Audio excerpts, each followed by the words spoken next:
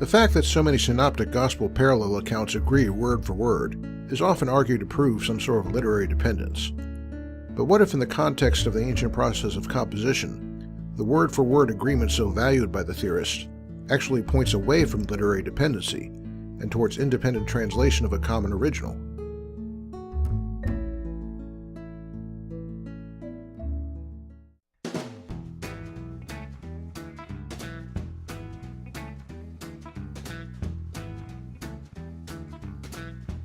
It's a known factor of composition in the New Testament period that when using their sources, writers did not usually copy verbatim, but they made every effort to rewrite their sources, keeping the ideas while varying the content.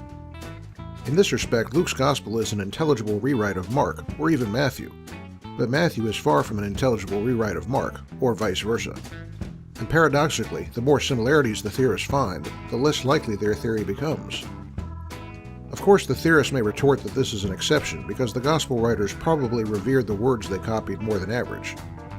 But then they run right back into the significant differences in order and verbiage, some of which they claim occur because the Gospel writers hated or corrected each other so much. If anything, this factor of similarity points in favor of a Matthean and Markan independence.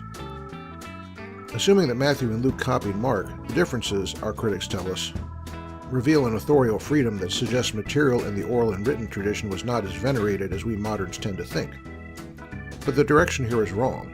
It would be more accurate to say that the authorial freedom shows that the tradition was not venerated in the same way as we moderns would venerate it. That is, by making sure it was preserved with 100% word-for-word accuracy, with 100% of all facts reported in 100% exactly the same order. As we have explained elsewhere, the Jewish use of the Old Testament scriptures was quite free as we would see it, and yet one could hardly argue that this equates with a lack of veneration. Critics have apparently assumed an ancient view of inspiration along the lines of divine transcription, or King James onlyism.